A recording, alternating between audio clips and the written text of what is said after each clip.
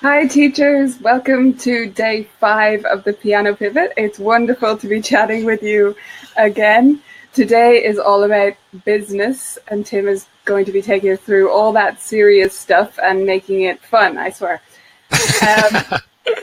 Before we do that, I just wanted to mention a couple of fantastic comments that have been coming through in the group. So Amy shared photos of her music library. It is enormous. It is very well organized. And she does teach a lot of different instruments. But I still think she needs to cut down a little bit since she did admit to not using it, most of it. So it is fabulously organized though, so you could get some tips from that. Just don't get inspired by the size of it and aim to replicate that. Also, we had Sandy, who amazingly, superstar, she's already got 2 huge piles of music. She's going to try to sell next week. And if it doesn't go by the end of the week, it's getting thrown away. So that's fantastic. She did it immediately after we did our video and got it done. And I bet that's a huge weight off her mind. I also wanted to mention there was a really fun post from Christina, who she had a student who came into her lesson, don't know if you saw this, Tim, and was playing Angels We Have Heard on High, and when it got to the glow bit, you know... come on, sing it. Come on. No. I'm not going to sing it. Anyway, so it got to that bit, and the student pointed out the repeating pattern descending all the way down, and that was one of her goals on her dream student. So I thought that was really fun. And she told the student that she was that it was on her dream student sheet and showed her the dream student sheet. Called her a dream student. And the parent was super proud and it was amazing. So I thought that was incredible.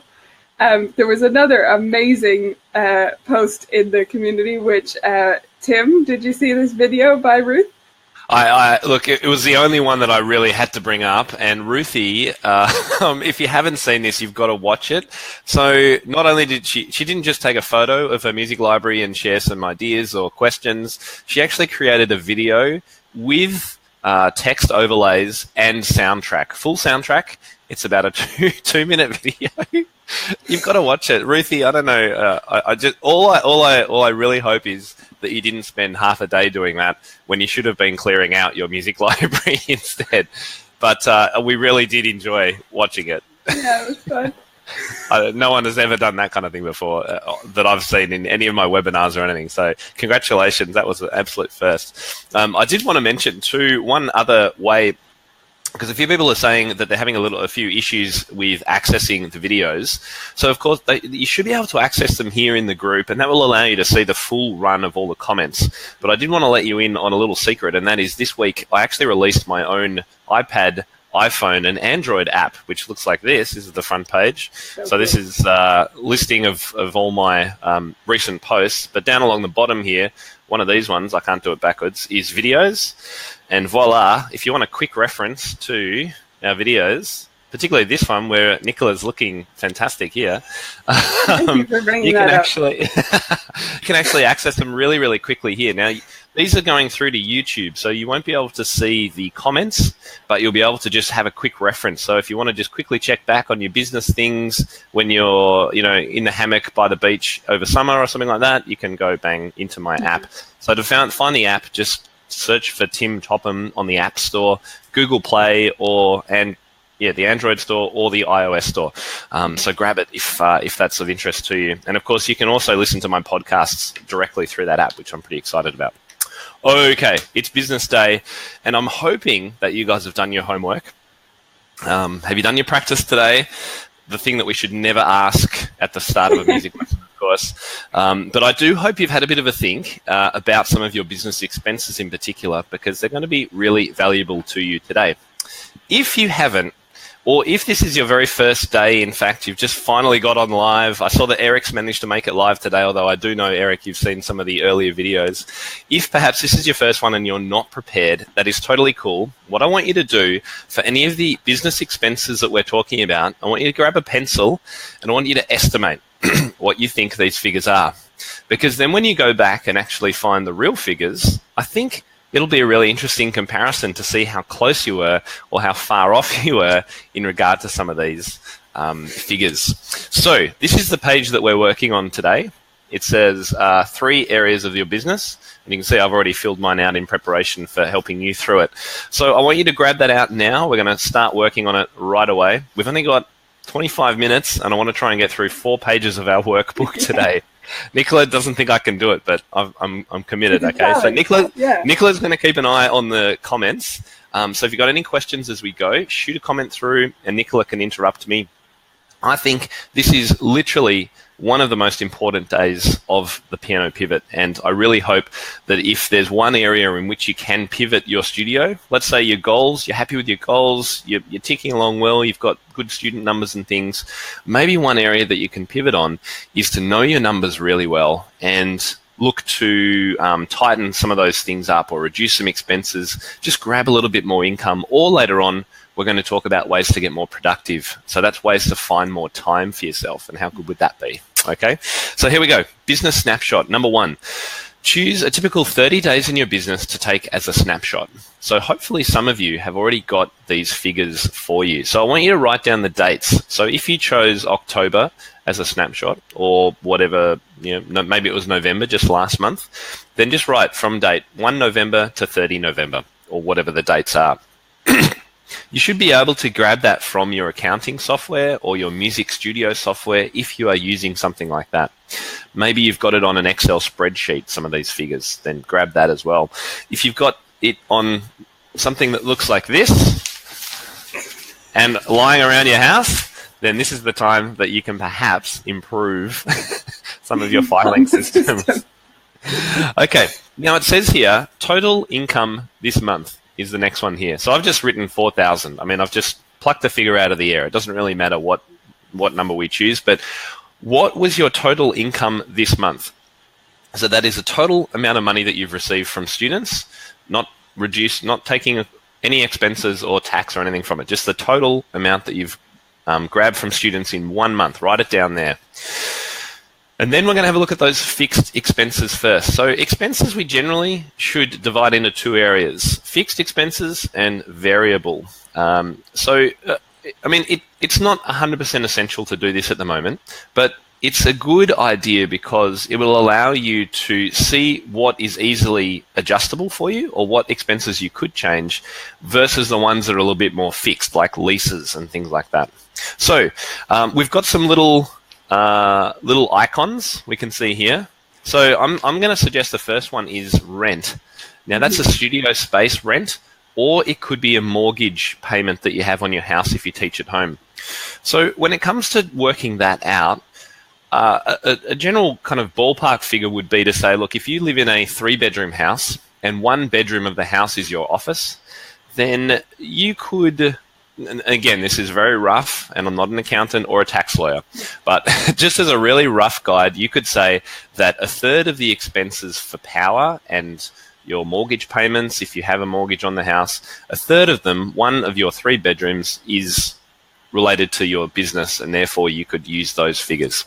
Now, of course, a bedroom is only a small part of the house, so maybe if you just take a look at your whole layout of your house, and 1 bedroom's like this big compared to the whole house, then maybe it's 1/10 of your house that you're spending on your business. Does that make sense, Nicola, just as a ballpark? Yeah, totally. Just a rough idea, based on the rough square footage. It doesn't need to be anything particularly accurate, I don't think. Yeah.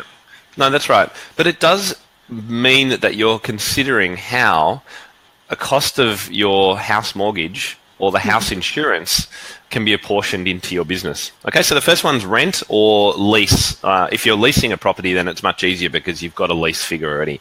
Okay, second one down looks like Wi-Fi. So that's your internet and communication. So maybe your mobile phone as well you can put in there. Internet, how much are you spending on internet connectivity per month? If it's bundled with your Foxtel, sorry, not Foxtel, that won't make sense to many Americans, will it? With your cable TV, then see if you can apportion out, again, the amount that you use your internet for or your phone for business versus personal.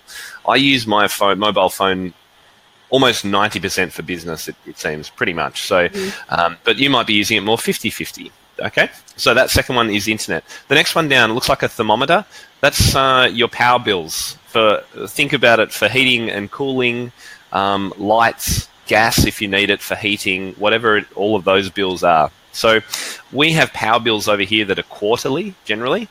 So for every 3 months of the year. So I would divide one of those bills into 3. So divide by 3.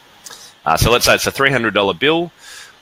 1 month will be $100. And again, we're going to apportion that. That's the whole bill for my house. So I'm going to say it's 1/3 of that $100. So it's about $33 that I'm spending for my music studio. Okay. All right. Moving down, we've got, there's a telephone one that's separate. Sorry. So we had the internet up here. This is a little phone. I mean, you don't have to follow these anyway. These are just indications. The next one down looks like a printer. So I've said that that's stationery and printing and studio consumables. Yeah, that's what I was thinking. Yeah. Yep. So pop a figure in there. Again, these are monthly figures. I've just said maybe, I don't know, $15. Again, have a guess. If you don't have these figures in front of you, have a guess of what they are. And the next one looks like a spanner. What were you thinking, Nicola? I was thinking admin. Maintenance. I was thinking maintenance. Mostly I was thinking about tunings and stuff like that you have. Oh, great. Okay. Yeah. So your little spanner icon down here. Tuning, piano tunings, ongoing maintenance in your studio, etc. Okay. Now we've got some room for other expenses. So some other expenses, and I want some people to write down some things that we haven't covered now. Just one word in the comments. What are some other expenses that you have incurred in your studio that we should be including in this lower part of the sheet here? I've got PD, professional development costs. We should be including in here because again, that stuff shouldn't be coming out of our pockets. Really, it should be paid for by our studio income. So your membership of websites like Nicola's or mine, subscriptions to music services, things like that can also go in there. And a really important one is insurance, of course, too. So we should all have insurance. Yeah. So insurance I'd be putting down in this other expenses section here. Parking and fuel. Well, look, if you're a traveling teacher. Yeah, I can see Eric said that there. Professional memberships, that's a great one, Victoria, too. Good. So just keep writing these down. Even if you're not sure if these affect you, it might just be good for the future, too. Yeah. Website hosting. Yeah, so maybe that goes in your internet. So if you've got a website that's costing you money, then perhaps putting hosting or website development costs can go in there, too. That's great. Teacher registration, recital supplies. Oh, look, this is great. So you guys are thinking really, really good. Yep. Okay, so what we've now got is hopefully a list of your monthly expenses going down here. So we're going to total them all up and put them at the bottom. And it's, total them all up on the side here. Hope no one's commenting on how messy mine looks over here. So you've got your total expenses for the month. Now, mine here, I totaled mine up and they were $444. That was just my little guess, okay? So now we go to your gross profit. This is where the fun starts. Gross profit, which is your income minus your expenses. So take your total income for the month, which is this figure, subtract your expenses, and you're going to write it here. Okay? And then the last calculation on the page is to take out your tax rate. Okay, and this is another thing that we all forget to do quite often, right? So depending on what your tax rate is, whether you're going through a company or an LLC, if you're in the United States, it may have a different tax rate to you if you're working as a sole proprietor and going through your personal tax, okay? So less your tax at whatever it is, 30%, 20%, 40, 50, no, well, not 50% hopefully, will give you your net profit per month, this figure here. Now, I'm going to get you to do one other calculation while we're here, and that's to work out your effective hourly teaching rate. Now, this is where things can get a little bit scary. What we're going to work out is how much money you make per hour and whether that's something that we can improve on during the next year. So how do you work that out? Well, it's actually really easy. Now that you've got this figure, I want you to divide this figure by the number of hours you teach and prepare for students. Yeah, the total number of hours you work, not your teaching hours, because that is not all the time you work. Preparation, planning, computer work for your studio, teaching hours. Add all that up, grab this figure, and divide it. And you'll end up with your effective hourly teaching rate.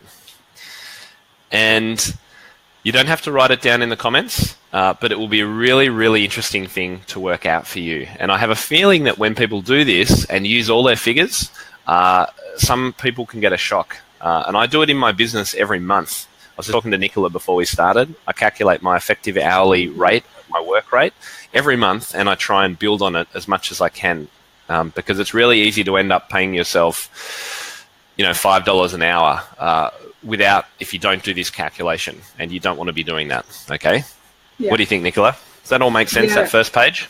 It makes total sense. And the hourly rate thing, it's not just about then trying to increase your income. If you're calculating it that way, you can also think about reducing your hours, right, and being more effective. So that's true. Yeah. You can look at it both ways.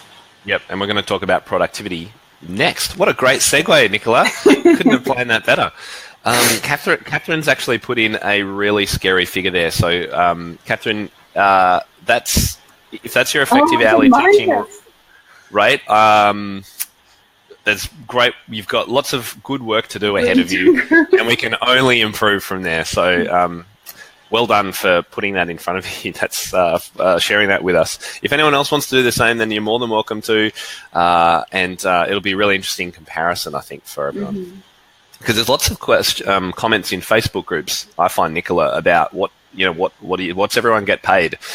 But of course, that never includes. That's not their effective hourly teaching rate. That's just their lesson fee, right? So we can get more productive. We can increase that rate. And it never includes the difference, the different expenses that you would have depending on where you live either. So it never really makes any sense as a question. It's true. It's so hard to compare. Yeah. Kathy, your head's spinning. I'm sorry. I am moving fast, but remember, you can always go back and rewatch this video and just pause it and go step by step through it if that helps. Okay. Yeah. All right. We're going to move on to productivity. This page here. Even if you haven't quite finished the first page, go through this with me, and then, as I say, we can always come back. So, jobs you love to do. I want everyone to write down 5 jobs they love to do right now. Go in your studio and your teaching. The first one is probably teaching.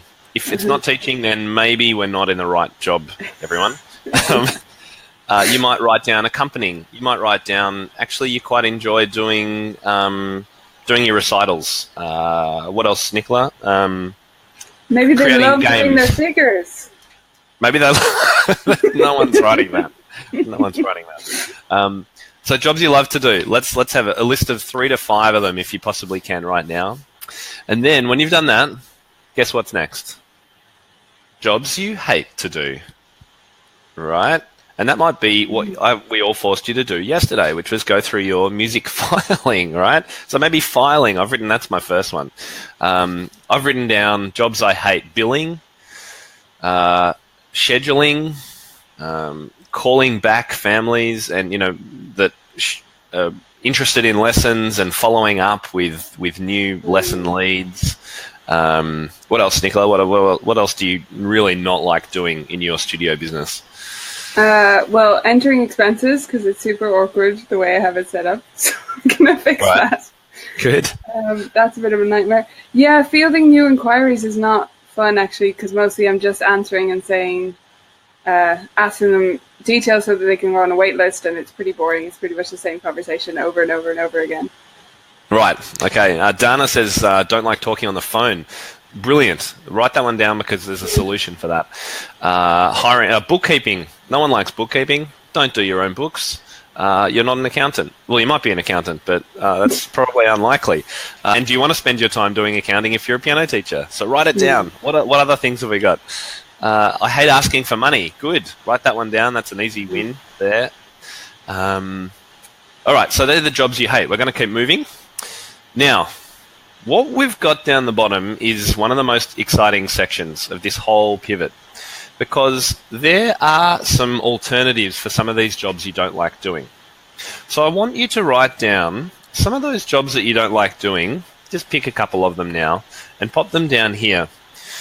These are things that we're going to talk about really quickly now that might be able to be handed off to one of two things: computer software or what we'd call an assistant, a virtual assistant, a VA.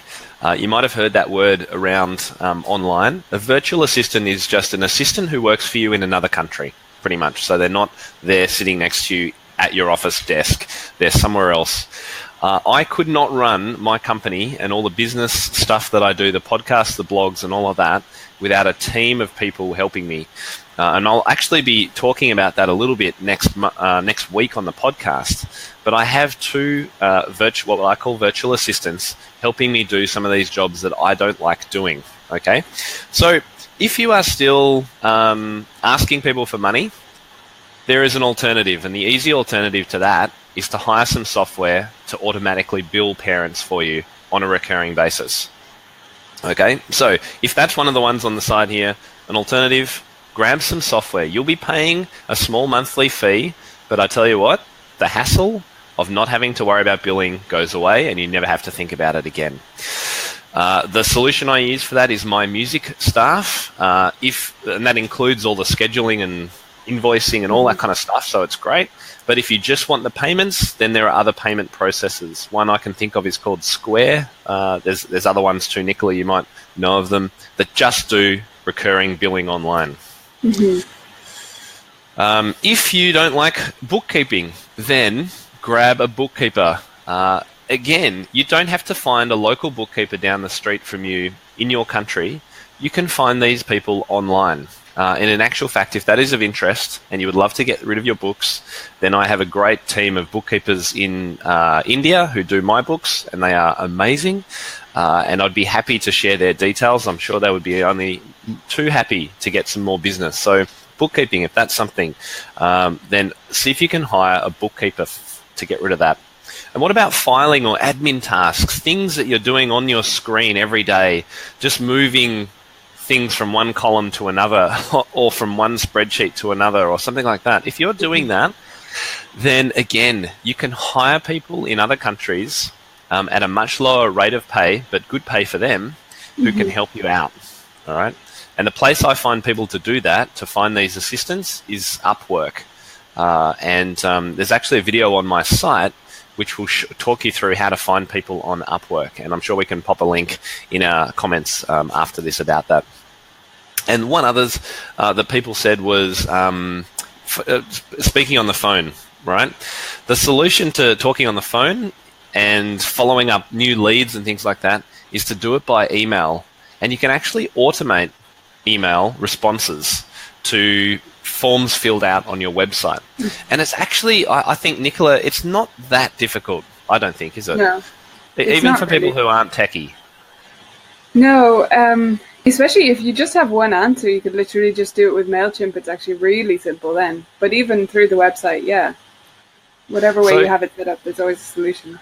Yeah, and the great thing is that these auto email backs, so parent fills in form, gives you some details about their child, ping, it goes through to your email service. You've set up a reply saying, hey, first name, it's so great that you're interested in lessons for your child.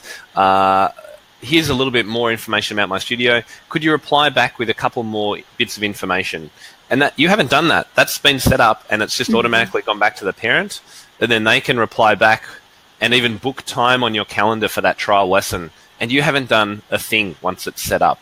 All right. So these are the kinds of options you have available. And as I say, they're not that techie anymore. There are some amazing software out there to help you. Okay. So the alternatives. Now, if you are having trouble thinking about alternative solutions for these things you hate doing, then ask some questions in our comments here. Okay. We're here to help you, and we would love to be able to support you here. So if you've got something you don't know how you can get off your plate, let us see if we can answer.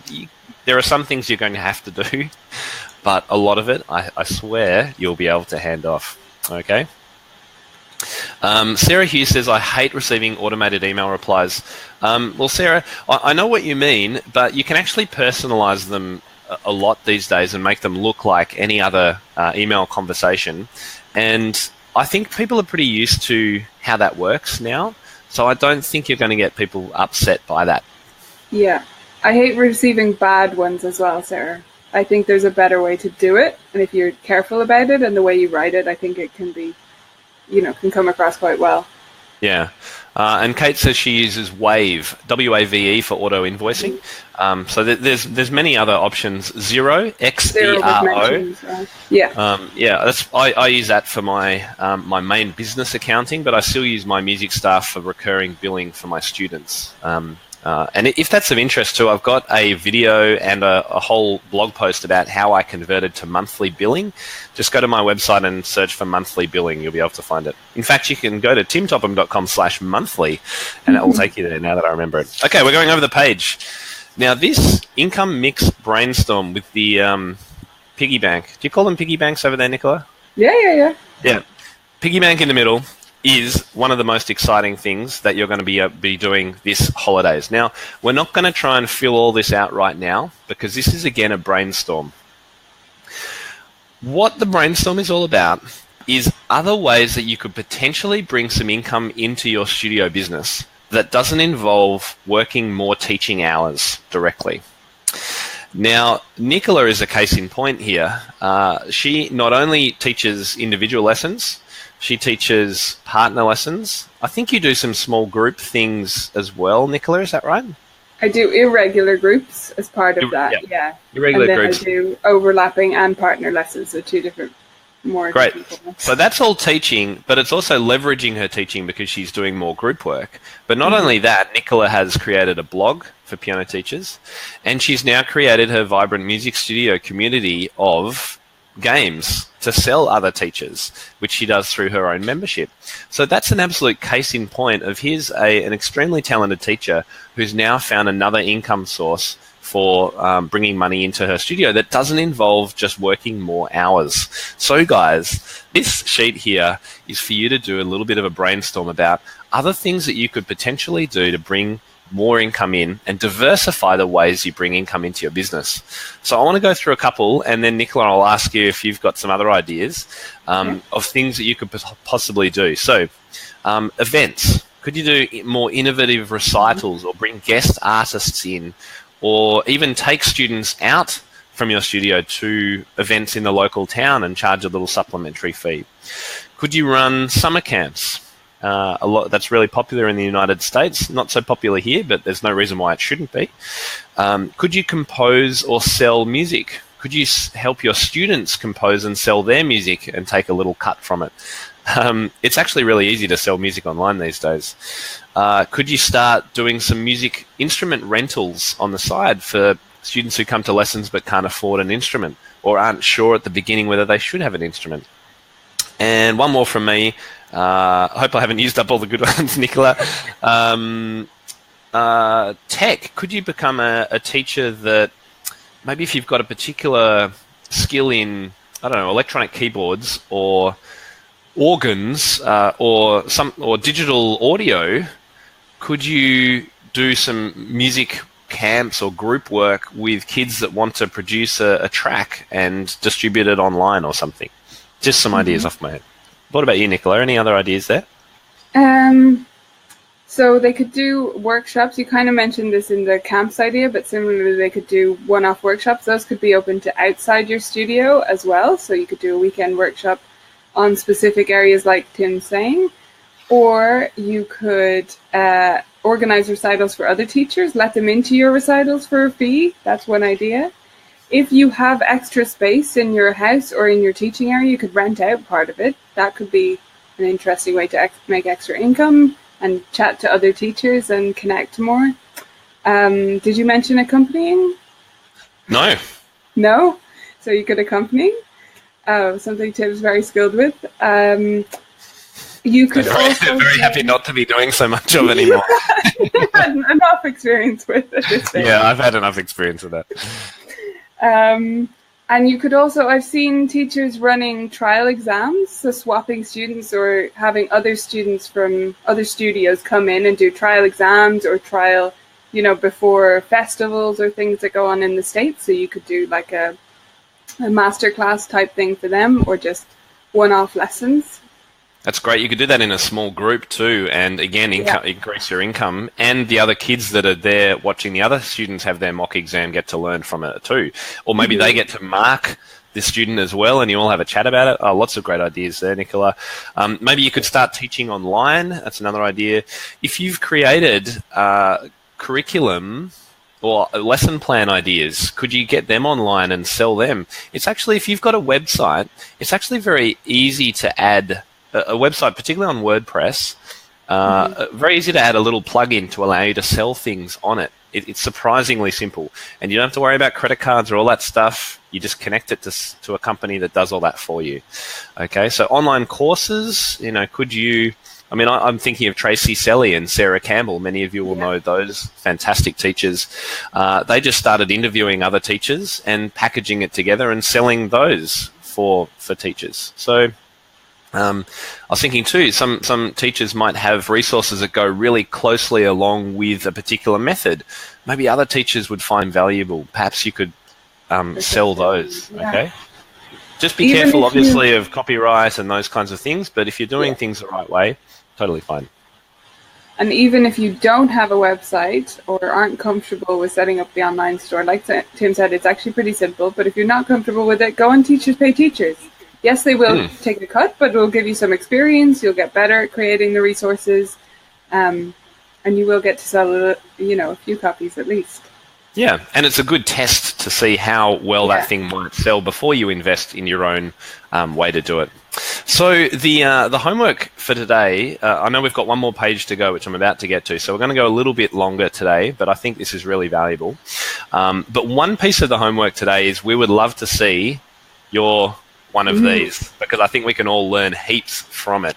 So if you're happy in the next week or today, whenever it is, to upload some of your ideas and share them with the rest of the group, that would be really, really cool to see.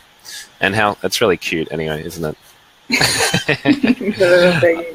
Okay, keep these ideas coming. I've seen, look, there's so many great ideas. Lovely ideas coming in, yeah. Is there money in music proofreading? Having just done a series of books, Joanne, I can tell you, I wasn't a proofreader, but there was a team of proofreaders, and that I don't know how much they get paid, but I tell you what, it's such a vital bit of work. So if you can find the work, I'm sure it'll be available. Transcribing, transposing music, creating arrangements of music.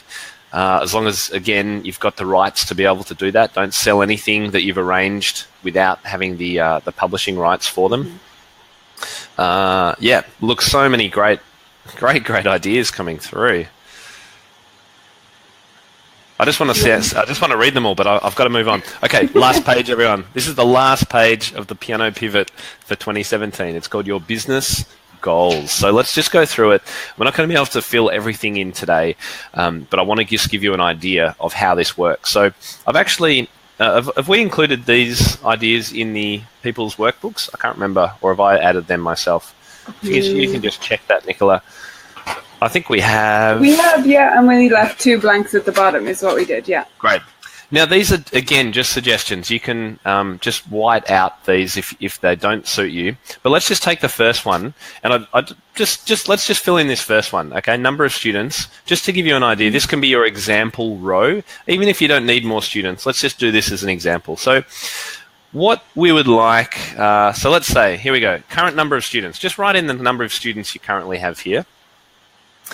And these goals are for the end of Q1 next year. So that's the end of the 3rd month, January, February, March. By the end of March, how many students would you like? All right. So that's the figure that's going to go in here. The difference is the number of students you will have gained. So I started with 10. I would like 20. I've gained 10 students. That's a 100% increase in my student numbers here. And over the side is the goals per month. So that's the number of students that I'm going to need to get per month in order to achieve that goal. So that makes it a little bit more manageable. Getting 10 new students sounds scary. Getting 3, I could probably do that. Okay, so that's just a way to break down these goals. I've suggested website views. Now, I've put this in here purposefully because it's not something that most of us would think about. But if you are trying to get more students, then having a good website and getting more eyes on it is a good way of potentially converting people to become piano students. So that could be a metric that you would like to build. How do you find out the number of website views you have?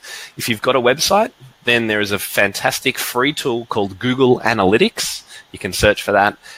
Once it's linked up to your website, you have so much information you will not even have an idea what to do with. But one thing it does tell you is how many websites people are watching your websites. Yeah. In fact, even if you've got some of those Wix sites and Weebly and WordPress, the free WordPress, they all tell you those stats anyway. Number of inquiries per week. Maybe you would like more inquiries. Facebook likes. Now, Facebook likes is what people would call a vanity metric. It's a metric that makes you feel good, but doesn't really impact your business, except, and this is the reason I've put it there, except it does allow you down the track to target ads to those people. And that can be helpful. So I've tried to build the number of people that like my page, because then I can pay Facebook a small fee to put ads in their news feed for my stuff. And so if you've liked my page, that might be one of the reasons why you've seen that. Maybe you want to lift your profit, your teaching hours. Maybe you want to reduce your teaching hours. Maybe you want to increase them. And one other thing you might like to write here is that really important metric we just worked out today. What was it called, everyone? Effective hourly teaching rate. Right? Write that one down, because that is one that we all want to have an impact on. Lastly, and we'll wrap up in just a moment, you've got these two sections here to choose a few ideas from the productivity goals and the income mix goals from the previous 2 pages that you would like to start focusing on. Because that whole brainstorm, we need to refine, otherwise we're not going to do any of it, okay? So what you might like to do is choose 1, 2, or 3 of these to go down here. Income mix goals, for example. Yeah. Okay. And the great thing is that tomorrow, hopefully you've got your wrap-up worksheet. I think I've got my copy here. Let me just check. Or have you got yours there, Nicola? Oh, the wrap-up sheet? Yeah. Nice. Yep. So hopefully you've downloaded this wrap-up sheet. This is what we'll be going through tomorrow on our wrap-up day. It's a 2-page summary sheet that really just condenses everything that we've been doing over these this whole week. How cool's this week been, by the way, Nicola? I've had so much fun. Yeah, it's amazing. I think it's going to be good to sum it all up tomorrow as well and give people some perspective. Yeah. And just to go right back to the beginning, remember that our goal, while you may have been able to do lots of this planning this week, that's not our ultimate goal for you. The goal is to give you these ideas and the processes by which you can achieve them in order that you can think about them between now and when you start teaching back next year, whether that's the 5th of January or the start of February for some of us here in Australia. We want you to let these ideas grow and simmer and develop before you necessarily go, wham, this is what I'm 100% going to do. So don't feel like you've got to confirm everything today. Okay? Yeah. Kathy says this week's been amazing. Thank you. That's really, really good. We've been getting some amazingly warm and friendly and supportive feedback. So warm. We've been planning this for quite some time, so it's lovely to see that it's having such an impact on people. So hey, can we do a little confetti? We've got 40 people live now, I think, or something. No, 50. Here, wait, can we do a little? Can everyone get ready to press their heart or their smiley face, whatever they want to choose, or their thumbs up button? Are you ready? And go. Oh no, my video's stopped playing. Okay, let me turn my video back on. Anyway, give us a heart or a thumbs up. We love seeing those. We'll see the confetti after, because mine is frozen as well. We'll see the confetti after.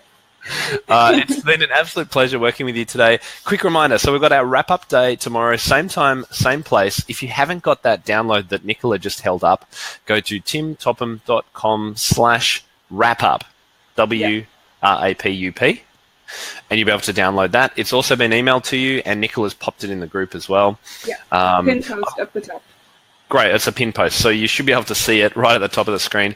And I will also be, for those people who are interested and who aren't InnerCircle members, I'm going to spend just a couple of minutes tomorrow showing you inside, and particularly our course academy, which is the area inside our membership which has courses about how to convert to group teaching if that's a goal you'd like to do, how to market your business, online marketing. What else have we got? Create a website. Yeah, we've got a website creation course. That they don't have one, so yeah. Yeah, so we've got a full creation course on websites. We've got my 4-chord composing, how to teach beginners with no books. All of this great stuff I'll show you tomorrow really, really quickly inside for those of you who aren't Inner Circle members, and really looking forward to sharing some ideas around that as well. There's just so many great resources out of there. Jerry, thank you very much. Join. Oh, that's good. All right, any final questions we need to answer there, Nicola, or shall we follow up later on? I think we'll follow up later on because, yeah, we've gone over and people have appreciated the snappiness of these. So, we'll wrap up. Beautiful. All right, everyone, thank you so much for joining us today. I know that was a pretty heavy bit of work, but I really hope it's valuable in your teaching, and we look forward to seeing you tomorrow to wrap it all up. All right. Awesome. Bye, everyone. Bye. See you then.